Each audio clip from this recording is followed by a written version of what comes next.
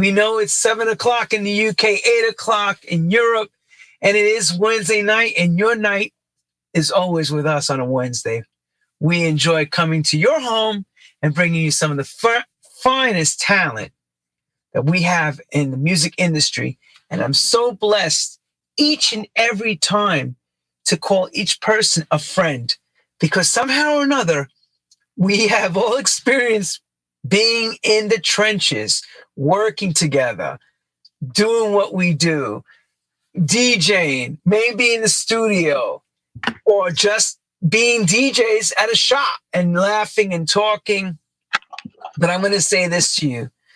When Germany was starting to come up with what we call New York style house music, Chicago, New York house style in those days, we were lucky to learn of this brother that somehow found his place very quickly. And he's going to tell you this story. And I remember getting some of his first productions sent to me through the mail with a pigeon and a mail carrier. Used to bring me the vinyl to the house, and they wrote on it. And I don't remember exactly what the writing was, but it said Mousse T. And of course, we didn't say Mousse T, so I said Mousse T. And it was, that's not what, no, it's Mousse T. Then I get a call from their office asking what I thought of the record. I said, yo, the records are hot. And next thing I knew, not too long after, I was actually meeting this brother in his hometown of Hanover. And he's going to tell you that himself. But I want to bring up to the stage one of the most talented producers that came out of Europe in our house music scene. His name is DJ, or should we say, Mr. Sex Bomb himself, the sexiest man alive. Nobody more sexier than this man. Mousse T, Mr. Horny, horny, horny, horny, horny, horny. It's so funny. Thank you for these sweet words. Really, really cool. True. And I have to add something. I am definitely not the sexiest man alive, but I am lucky enough to work for the most sexiest people around. Yes. Yes. He has, there's people that actually created panty parties, right? Yeah, exactly. Exactly. He understands all that. He understands. Oh, man. That's crazy. The longest bachelor, or should I say the longest bachelor I know in our music scene. Not married, but always married. But always married, but not married. It's a funny. Exactly. He's married in many different ways. Trust me. He's a workaholic. This guy's a workaholic. You are a workaholic. I've always known about you. The guy works more hours than there is hours in the day. Okay? And then on top of it, he's also a really good friend. And if he loves you, you could pick up the phone anytime and he'll talk. Even if he's in the middle of flights or doing a TV show, I remember him saying to me, Lenny, I'm busy right now. I'll call you back. And he does. So I got to give it to you, brother. Welcome to the show. Of course, man. Of course. But good to see you, man. Good to see you. Thank you. I have to excuse myself because I was literally in the studio like half an hour ago, but then I decided I'd probably do this comfortably from the sofa. Yeah. And so you got my screen is basically on the left side. We see Lenny with this beautiful, amazing studio that I've never been to actually. So I need to come and we do have to do these tracks. I said that to you. Yeah. And I'm on the sofa. That's okay. Because you know what? You got the hard job, bro. You're going to be telling your story. So anyway, before I even ask the first question, I'm going to just ask this question. Because we were talking backstage previous to him getting relaxed and getting lighting. And I ask all the people that, how are you coping and dealing with COVID? So give people, your life changed dramatically like everyone else, correct? Exactly. Like all our lives, basically. And I think we all agree it was a shock because probably Bill Gates, he saw it coming. He's a very clever man. But all of us, we said pandemic, maybe Spanish flu back in the day, whatever. It hit us hard. And, but I have to say, and that's what I love human beings for, most of them, they're kind of like, okay, let's see what we can do out of it. Let's be creative, come up with new ideas, whatever. Obviously, some people really, really, got hit hard, especially artists, especially like people in like fields where basically you really depend on, being with people. But, I think, knock on wood, hopefully most of us, obviously we all have like friends who probably caught COVID or probably even died from it. So that's bad news. But most of it, I think, I just hope as humankind that we take something out of it. It's great to say like, look, I want to go back to partying or whatever, or to be with people, or to go to all good. But let's remember this. That's the only thing, Well, I was watching an old movie yesterday, right around World War II, right after World War II. Right. And you can hear them saying in the movie, pre-war and post-war. You knew exactly what they were talking about. And I was saying to my wife, I said, we're going to be saying that as well. Oh, that happened pre-pandemic. Crazy. Or post-pandemic. You'll see. Wow. It's going to be in the history books. You know what I mean? So we did that pre-pandemic when we were free and crazy, but we had a crazy situation in the United States going on with politics. I don't want to mention the people's names. Leave that alone because I want to leave that alone because I don't make people start sending me hate mail, and I don't want to be hated. Exactly. This is not that type of show. We're not here to discuss politics, but I'm just glad that, hearing that from you grounds us. It really puts it into perspective. And, we wish you, of course, to always stay safe, and because we need more Mousse T music. You know that. Definitely. I mean, we need more music in general, I guess. So, as I said, I just can't wait, for instance, can't wait to come back to New York to see all you guys, to go to the studio with you, to all these memories that we have and stuff. And that's probably something which we always took for granted, all this like traveling and stuff.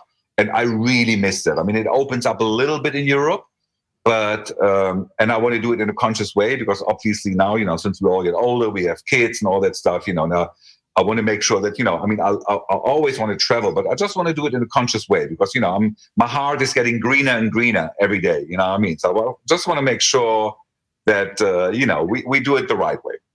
Okay.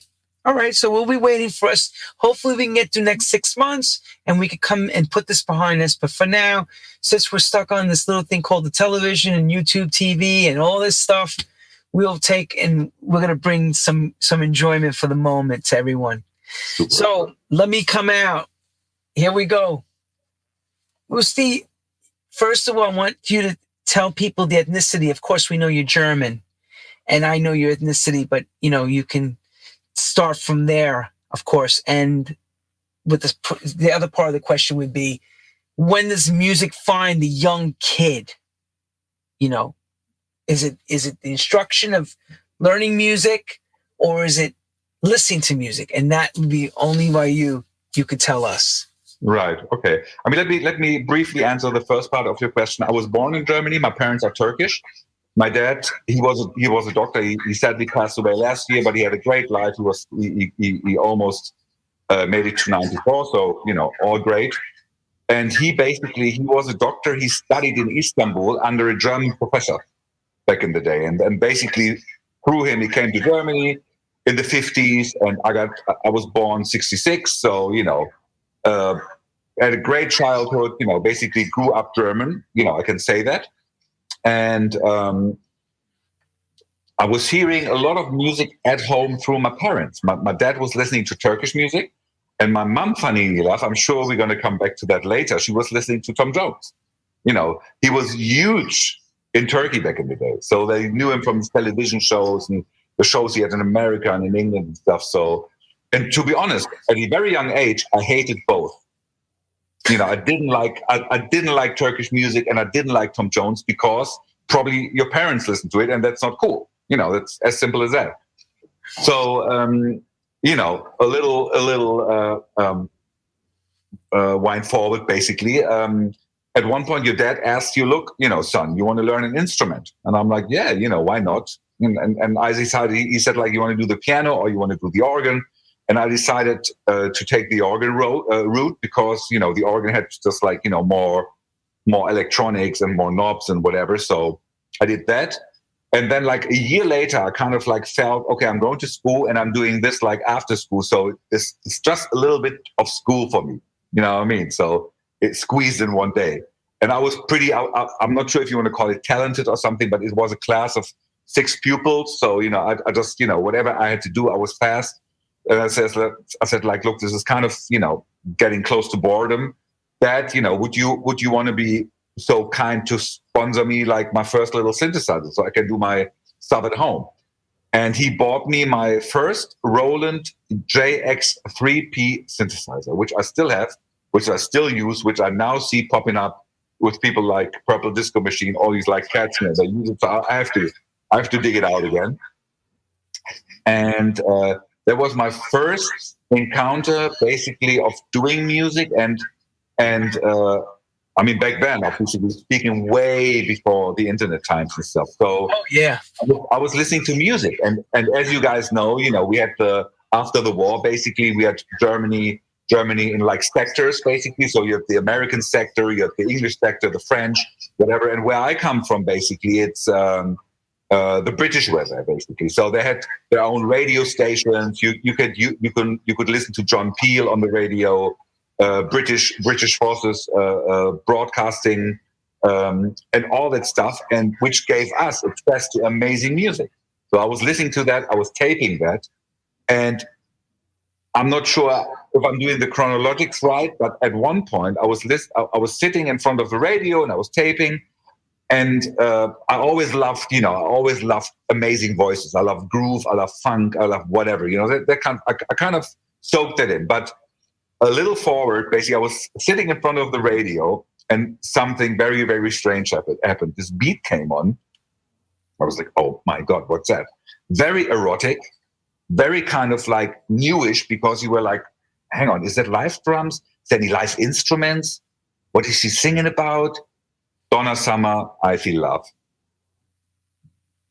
Really? And that's, what I mean? And you probably, and that, I don't know. I mean, it did something to me, it kind of like really opened my eyes and like, oh my God, what is, and that's why I kind of like, I wanted to know how they did it.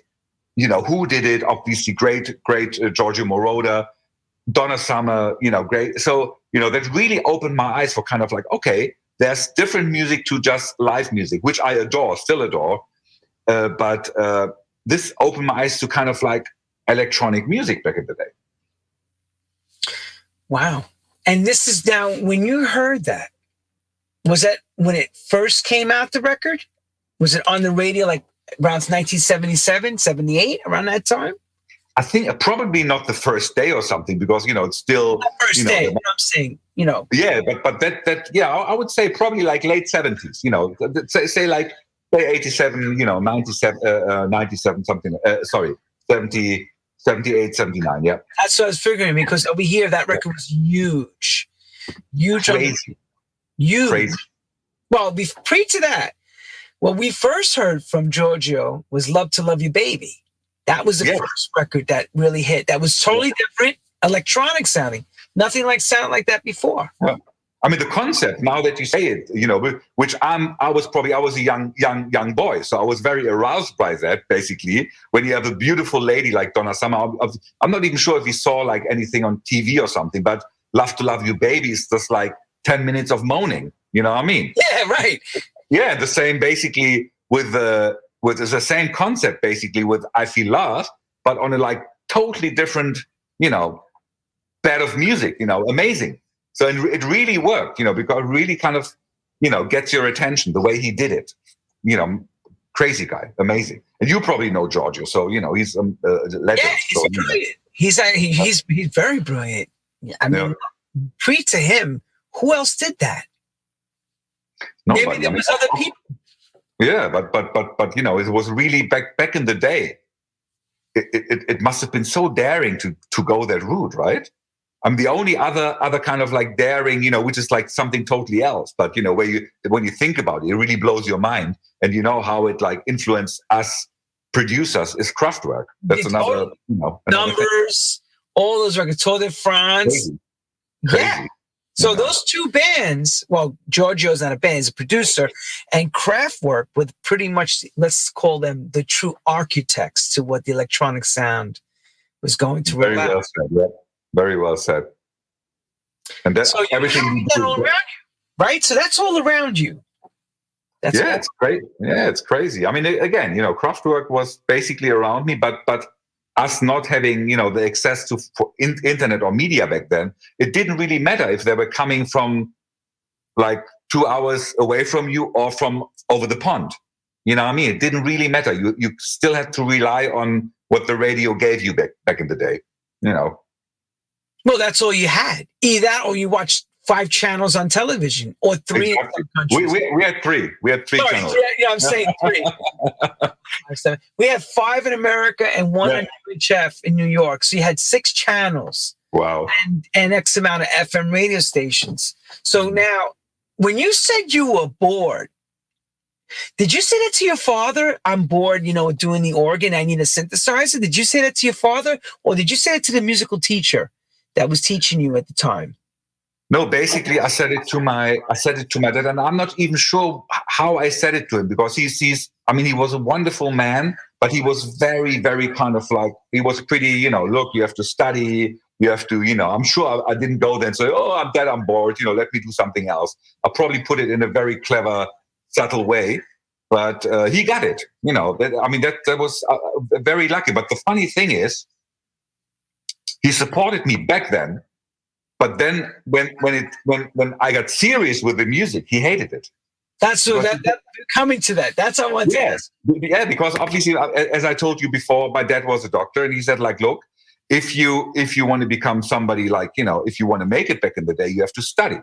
You have to do something serious. And I like that you, and I love that you do music and stuff, but that's not a serious job. You can't do it. He basically told me not to do it. And then I was like, yeah, cool, I got it. And I saw my dad and how he was passionate and stuff about what he did. And I totally got it. But luckily enough, and the feeling that artists, sometimes you can't help it. The art just comes through you. And then probably way too late, probably in my early 20s. But then I stood up and said, like, look, Dad, I know, I'm studying and I'm doing, I didn't do medicine. I studied economics, and then I have to stop it. I just can't. And then we fell out over it. And just to finish it, because I know chronologically I'm totally messing it up. That's all right. You don't have to worry about it. Don't worry about it. But so we fell out over it, and he was always worried, oh my God, and how is he going to make a living and stuff. He didn't know that I was having a living. I was working, I was doing my remix on a very low level, but I was, DJ, whatever. And then years later, 98, which is, I don't know, funny coincidence, because Horny came out that year, but I was nominated for a Grammy for the best, as the best remixer, which happened the first time, this category, basically. And he received a letter from our mayor congratulating him. He didn't congratulate me, he congratulated my dad, but he basically came up to me with the letter in his hand, tears in his eyes, and I was already, literally, Lenny, I was already doing my thing for like 6-7 years or something, way before that. And he was like, son, I did not know what you were doing. I just didn't know. And then he was happy and relieved, but very late. So let me just take it back for a second. Did he have in his mind that you were going to follow him and become a doctor or some level of medicine? Yes, that was his plan for you? Like, I have plans for you, Mousse T. The plan was for you to become a doctor, basically. Yeah, definitely. And to be honest, I mean, I don't know if you want to talk about it, how your parents felt back in the day, but obviously every parent always wants the best for the kids. And they go like, look, and I have a practice, and, I want you to follow. And even if I would have done something else, but just like being a doctor and child doctor or whatever, he would have been, happy. And to be honest, it's a great job. Don't get me wrong. It's a fantastic, mind-blowing, probably the best job on the planet, but it wasn't for me. No, and we know that now. Totally. Yeah. But when I first met you, go ahead. But how about you, Lenny? How about you? How did your parents, what did your parents have the vision? What was that? Very simple, I tell you. You're going to be on. We want to hear it. Here we go. You're going to be on the street corner, like the guy with the saxophone. And the thing, you're never going to make it. Wow. Same thing. Yeah.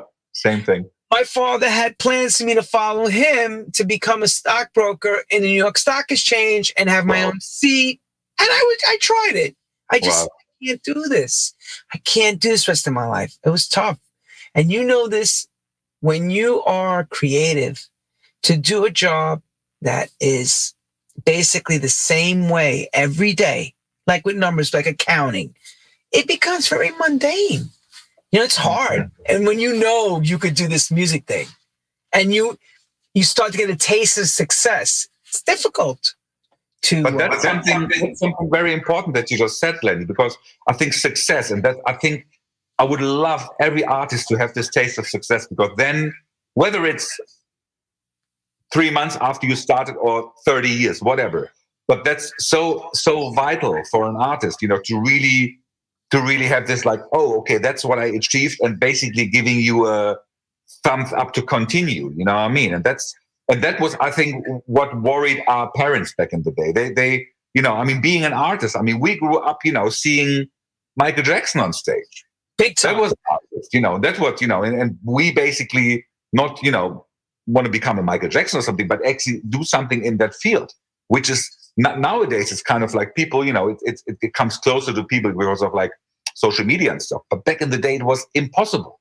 Remember the rates of studios. Remember the rates. Yeah. Everybody could do that. Well, you had to be committed. And if you were committed to make this record from inception to delivery, you had to have at least, in those days, we used Deutschmarks, right? So equivalent to US dollars, you had to be at least minimum 3,000 US into the record, right? We used to say a minimum. Exactly. Without going crazy. Studios, whatever, you know, yeah. Without going crazy. Exactly. When I first hung out with you back in the mid-90s, we spoke about, you know, I said to you, what were you doing pre to, you know, the house thing? And I remember you telling me that you were in a band. Yes. And you had with probably one of the first European bands to cross into Russia when Russia still had the old communistic way. Right. I can't even remember this, but I remember us having this conversation because I remember we were by your MyTech board and I said, what'd you do pre to this? And you says, oh no, we were gigging and we had this band. So I'm going to let you tell the story, but I understand your father's care and worry because it's difficult when you don't understand our world and you're afraid for the children in our world because this business can be ugly and hard at times. As pretty as it can be, it also has an ugly side too. No, definitely. But then again, you know, just like to finish on this topic, that back in the day, I mean, it was basically you had to know people or you had to have a lot of money to kind of like have a step into this world. Now everybody, you know, I switch on whatever, YouTube, Netflix, Google, whatever. I can look, oh, that's how a studio looks like. Oh, cool. Go to Instagram, I'm going to follow him. I'm probably going to get some inspiration of that guy, blah, blah, blah. Back in the day, that was not existing. So you really have to, you know, either you have to be like really kind of foolish or something, or you know, be you know, really daring to do that. You know what I mean? So my luck, my kind of like dare was that at one point I was looking or probably not looking actively, but you know, like-minded people, we kind of got together. You know, and obviously in a team, you're kind of stronger. So basically back then, you know, I met my business partner, Errol, who I started Peppermint Jam with. And, you know, and he came from the UK. He was a dancer back in the day, but he was like, you know, very creative guy. I was doing my thing. So we met in one band that got him as a singer, me as a keyboarder. And then we left the band again and started doing our own thing. You know, then we wrote music, you know, did all this stuff, you know, had local gigs, excuse me, and finally recorded, you know, that's like a little forward, recorded a song. So we went to Frankfurt to this producer Hans Hahn, this German guy. He actually produced Delegation. So that's like, we know that band, some of us. And we went to the studio and it was cool. And we did this pop house record, whatever. And there was quite, I wouldn't say it's a big success, but at least, Eastern countries, they loved it. So we went over to Russia and played this massive. I mean, we are like a tiny band, but still the promotion was so, or probably they thought we're somebody big or something. People were losing our minds when we left the hotels back. It was like beginning of the 90s. It was crazy, seriously, and I was like really intimidated by that. But it was a great little glimpse of, hey, this is fun. You do your own music. You can probably live from it one day, and people love it. It was great. So that was actually the beginning of your music journey, then, basically, and being on the road, learning to deal with others in a band, because it's also band politics. Right. It's not something easy to deal with so many different egos. Everybody has something to say. Everyone has an opinion. Everybody knows better than you. So you're dealing with, well, no, yeah. I have so much. I mean, just look at all these bands like Nirvana or Foo Fighters, or whoever. I mean, that's like almost like small functioning states in itself, right? Right. Like a big state where you have to be democratic, where you really have to kind of like, okay, let's do it the right way. It's crazy, crazy.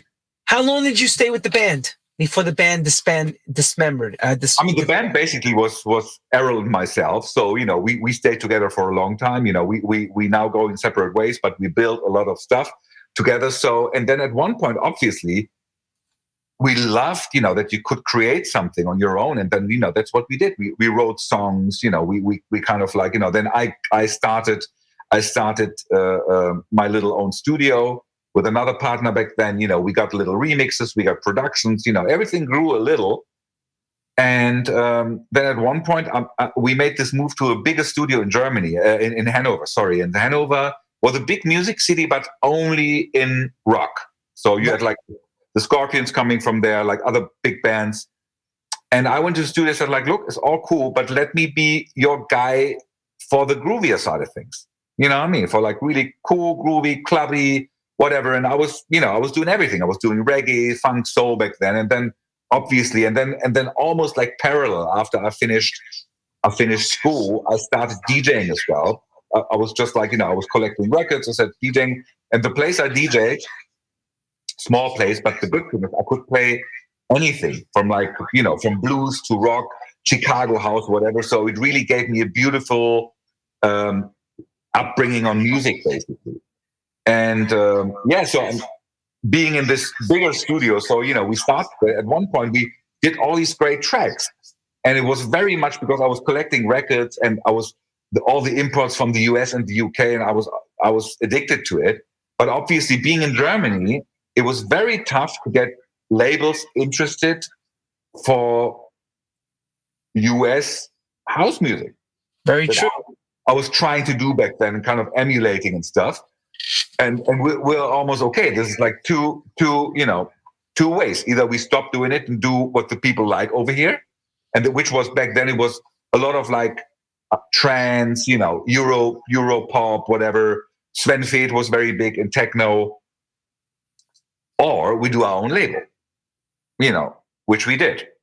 We started Peppermint Jam in '93, and basically said like, look, we're going to release the music we love, but we did it in a clever way because we mixed our own releases, like the home releases basically, with stuff that we licensed. And I'm not sure how we started it, but the first releases, I think it was, the project was called Shake Your Ass, and it consisted of, I think Eddie Perez, he did some stuff, Kerry Chandler did some stuff on it. So for us, it was a great way to kind of like have a, that get noticed from people, basically. Because obviously Kerry, huge name in house music, Eddie Perez, Smack Production, huge name, and that helped us on the journey.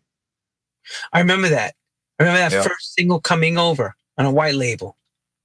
I remember that. And so I was saying, I couldn't remember exactly what the song was called, but I do remember saying it said Mousse T on it. And I remember talking to you guys. And we met in Miami, right? The first time, yeah? Didn't we meet in Miami the very first time? Or were you over? No, I was over already. I came to San because I was playing in England, and then Mona wanted me to come there, and Errol was talking to me. and you guys were developing the sound, and it was going really good. You know, the question was, sorry, Lenny, but we know each other almost 30 years, man. Seriously. say that one more time slower, because I people need to hear it. So that we know each other almost 30 years. Right. 30 years. Crazy. 30 years. Mamma mia. Crazy. How great is that? And here's the funny part. We act like kids when we all get together, like kids. Really crazy. Oh my God. Oh my God. One quick funny story was we were all on tour together. Remember Yvonne from Roughneck. Everybody, Roughneck Wants to Be Somebody. Wow. What a beautiful lady, yeah. May she rest in peace. But yes, I remember about an hour or two into the ride, she's yelling in the van saying, "Why are we going in circles?" You remember that story? Why are we going in circles? I remember I was sitting in the back going, "What do you mean we're going in circles?" I keep seeing the same name over. Ausfahrt. Ausfahrt. Ausfahrt is the German name for exit, but it basically looks like the name of a city. It's so funny. So we're cracking up so hard because she thought we really go in circles, you know. Mousse T goes, he starts crying. You see Mousse T get out of the van and go like this. No. Don't miss the rest of this wonderful interview. Search for part 2 on the internet and listen to the rest of the story.